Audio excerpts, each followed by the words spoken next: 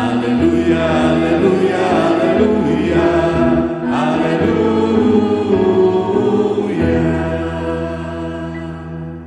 O Senhor esteja convosco. Ele está no meio de nós. Proclamação do Evangelho de Jesus Cristo, segundo João. Glória a vós, Senhor.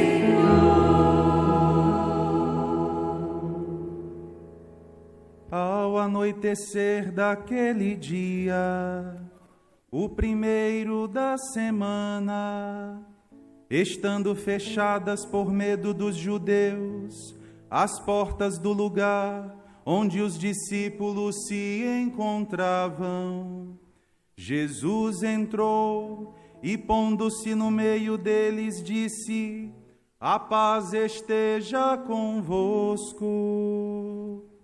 Depois dessas palavras, mostrou-lhes as mãos e o lado.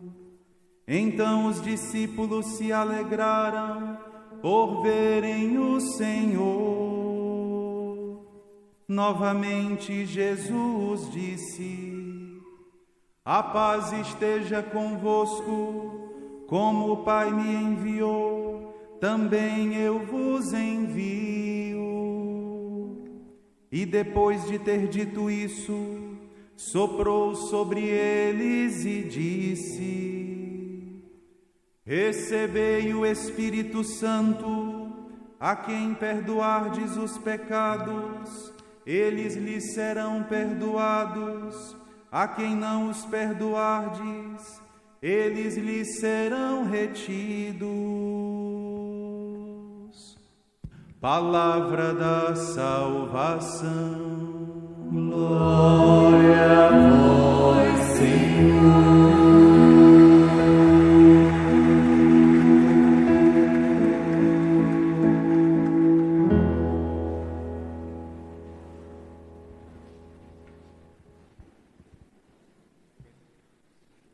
Vamos pedir juntos o refrão cantando: Espírito, Espírito, que desce como fogo. Vamos suplicar juntos nesta manhã. Espírito, Espírito, Espírito Santo de Deus. Espírito, Espírito,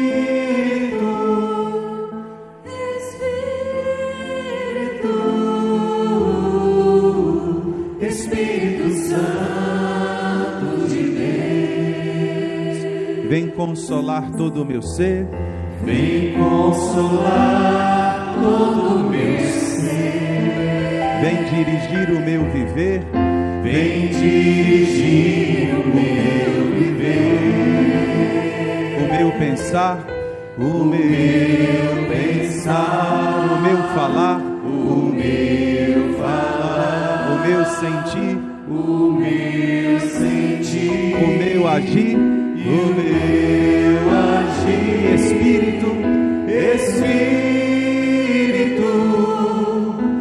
Espírito,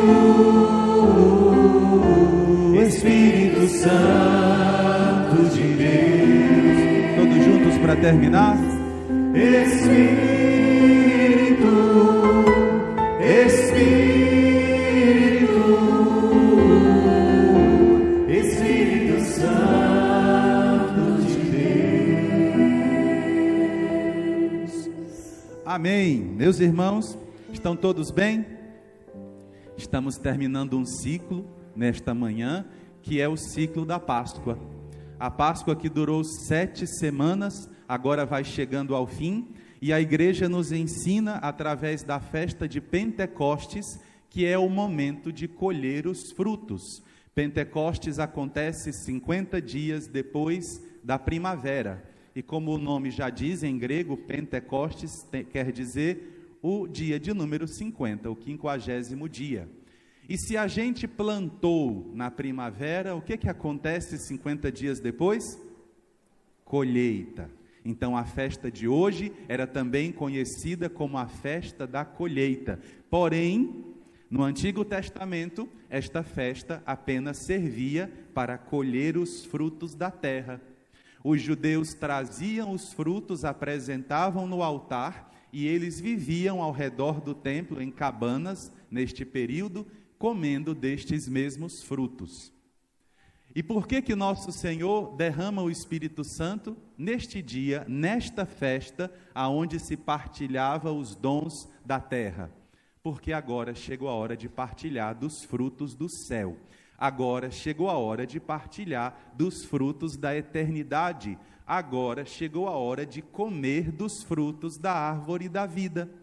Então, nosso Senhor está dando à sua igreja hoje, 50 dias depois que Ele, como trigo, foi plantado na terra, 50 dias depois que Ele foi morto, assim como uma semente morre no chão, Ele está dizendo, o fruto que eu estou dando para vocês é aquele que a terra não produz, é aquele que nenhum ser humano pode produzir, só Deus pode dar, que é o fruto do Espírito Santo. E o que significa receber o Espírito Santo? Nós falamos muito em descida, derramamento, vinda do Espírito Santo, mas quais são as graças que o Espírito de Deus gera em nós? A primeira delas é a graça da intimidade com Deus. A gente só pode ser íntimo quando a pessoa se revela. A gente só pode ser íntimo de alguém se a pessoa se deixa conhecer. Deus é pessoa. A pessoa do Pai, a pessoa do Filho, a pessoa do Espírito Santo. E quem nos revela a intimidade de Deus é o Espírito Santo. Padre, e por que nós precisamos ser íntimos de Deus? Porque este fruto só é concedido a nós, seres humanos. Nenhuma outra criatura deste mundo, nem no céu, nem na terra, nenhuma outra criatura tem a intimidade de Deus. Mesmo os anjos e mesmo os arcanjos, eles não têm, eles não gozam da intimidade de Deus. Eles servem a Deus e eles se alegram por servirem a Deus, mas a intimidade, ou seja, ter acesso ao coração de Deus, ter acesso àquilo que é próprio de Deus, quem nos dá é o Espírito Santo. Esta é a primeira coisa. E a segunda coisa, o Espírito Santo faz com que nós experimentemos aquilo que só vamos viver na eternidade.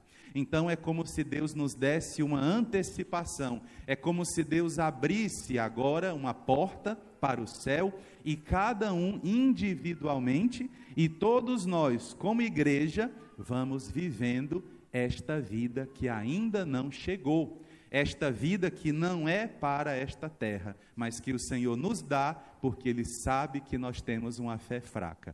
Padre, e por que existe tanto essa oposição entre carne e espírito?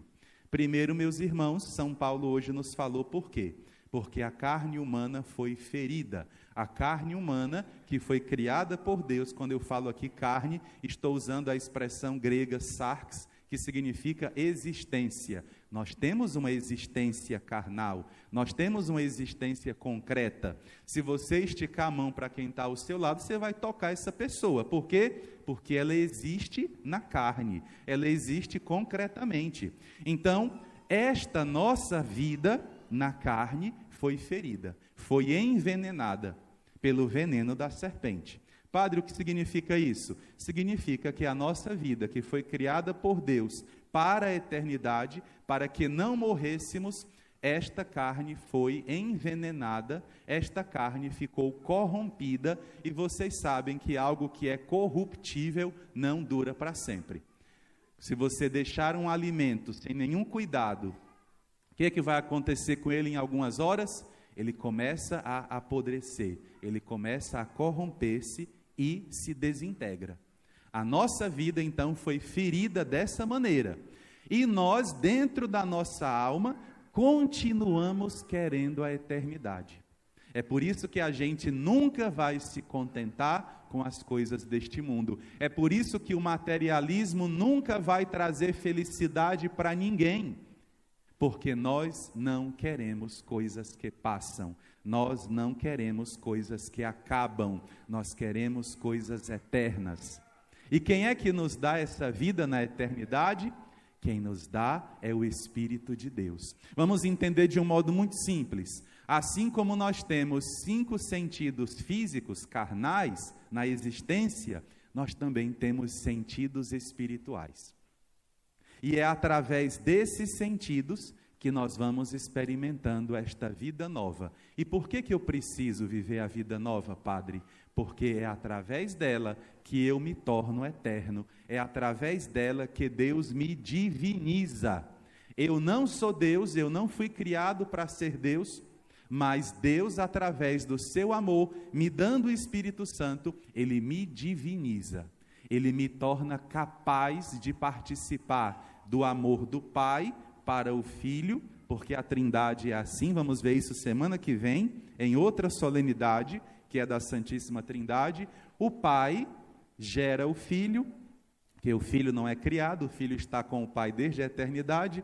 O Pai ama o Filho, e toda pessoa que é amada deve devolver como? Com amor. E o Filho ama o Pai. E esse amor dos dois, que é o Espírito Santo, é ele que é derramado sobre a igreja hoje, nesta manhã. Então, meus irmãos, é uma festa profundamente espiritual. Nós não vamos colher coisas concretas, nós não vamos colher coisas no chão ou coisas das árvores, não. Nós vamos colher coisas na nossa alma, vamos colher uma vida nova que já começou e que não termina mais. Olhem como é a linha, não é? Enquanto a nossa vida humana, a nossa existência na sarx, como eu falei, ela vai caminhando para o declínio, a nossa vida espiritual no Espírito Santo vai caminhando para ser eterna. E hoje a palavra de Deus nos ensinou muitas coisas. A primeira leitura, ela é o momento em que Deus está fazendo uma ação, Deus está agindo ao contrário do que aconteceu na Torre de Babel. Pentecostes é o contrário de Babel. Em Babel, os seres humanos queriam chegar até o céu sozinhos. Os seres humanos queriam dominar o reino do céu sozinhos. E eles não conseguiram. O que acontece hoje em Pentecostes? Ao invés dos idiomas deixarem as pessoas confusas, o Espírito de Deus fez com que todos ouvissem a mensagem, cada um na sua língua, mas a mesma mensagem. O que é isso? É o contrário de Babel. É o contrário daquilo que é humano e corrompível. E Deus nos deu alguns sinais importantes no começo já do texto. Eu já falei sobre os 50 dias, não é? Sobre Pentecostes, o nome. E aí, quando o Espírito Santo aparece, manifesta duas coisas. Primeiro diz que veio um barulho. E essa palavra barulho, ela está mal traduzida. Nós temos que traduzir essa expressão do grego, que está como barulho ou ruído, a partir do hebraico.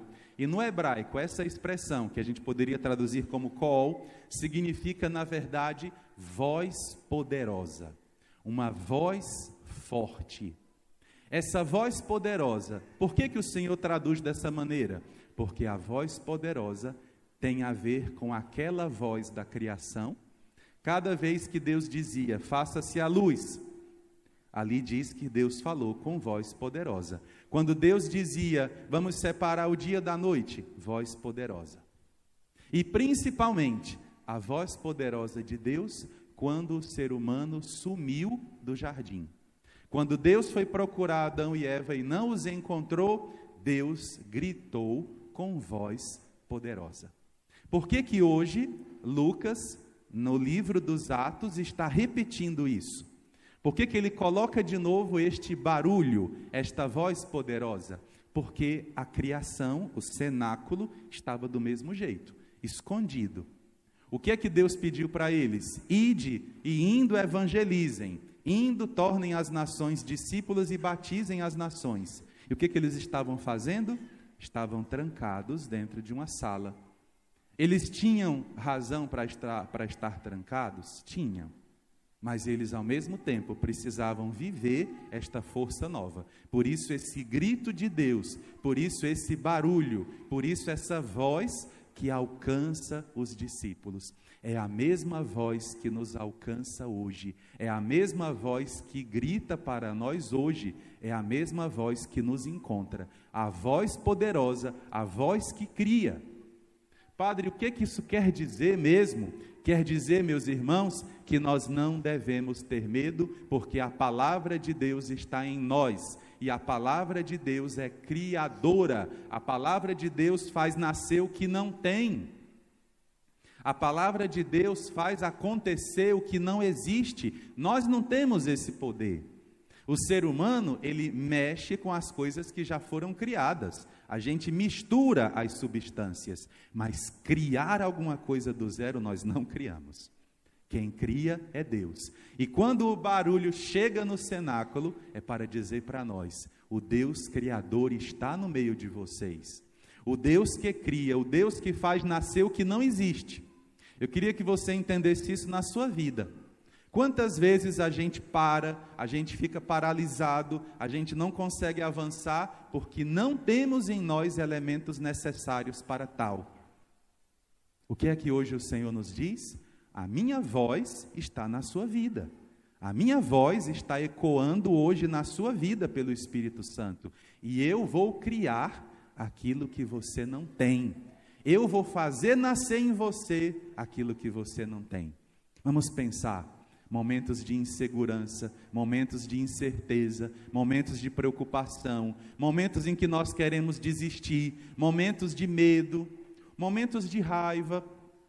Nessa hora, a voz de Deus cria em nós o que nós não temos. E a segunda parte do que nosso Senhor revelou aqui, só no começo da leitura, nós temos uma ventania.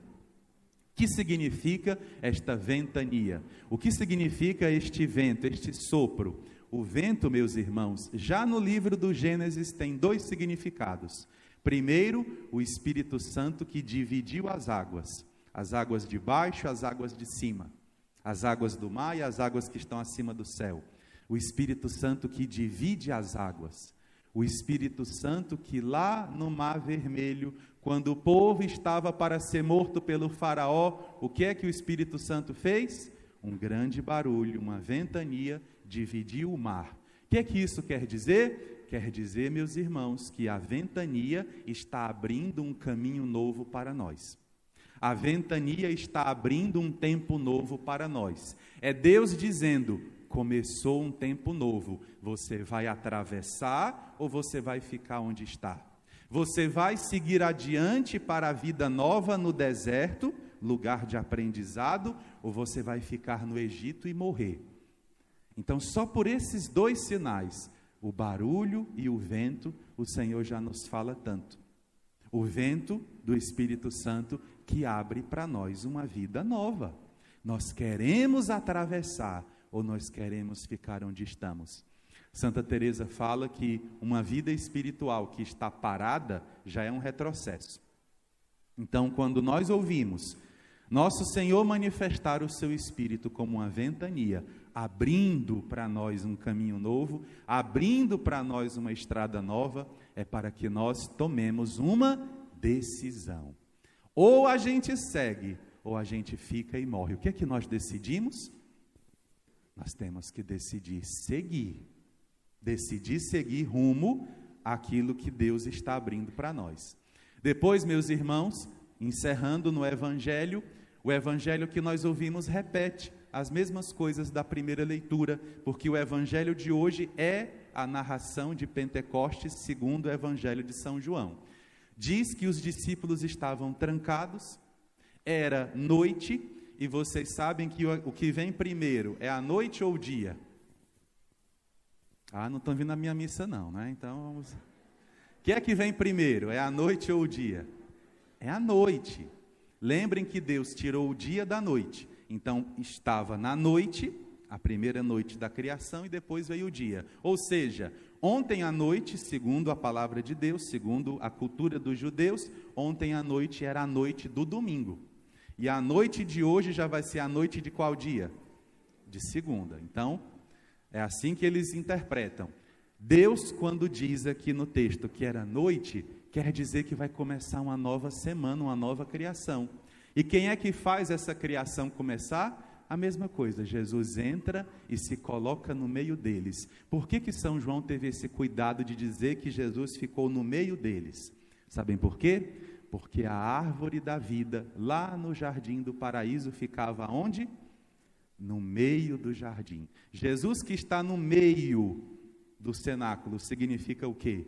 A árvore da vida, que vocês erraram, que vocês comeram da árvore errada, a árvore que Madalena queria guardar o fruto para si, esta árvore agora está ofertada. O que é a árvore da vida? Já falei os 2 frutos dela.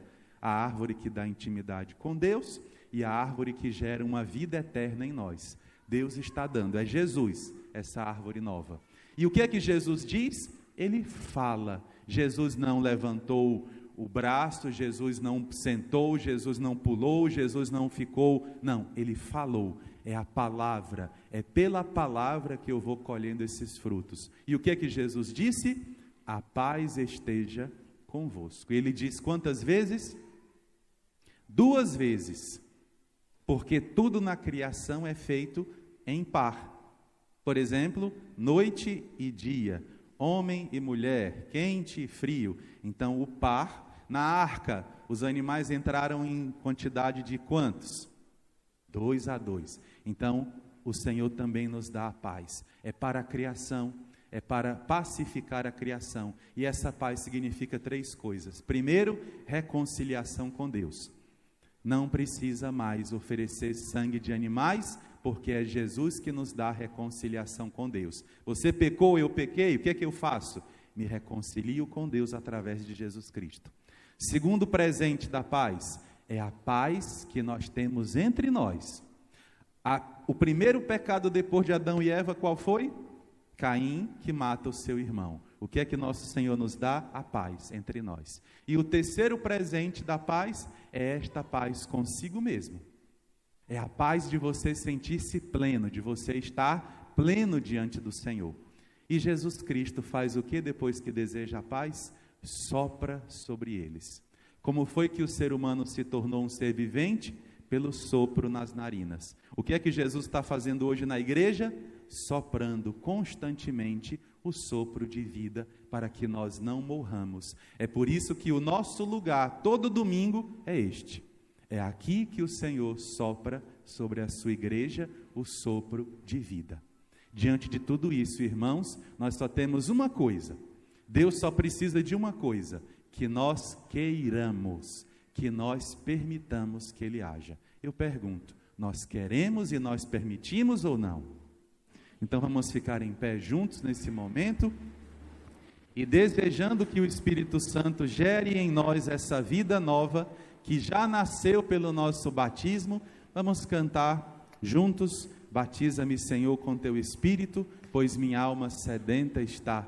E ao pedir isso, vamos suplicar que o nosso coração tenha espaço para as coisas de Deus. Nós levamos uma vida muito corrida,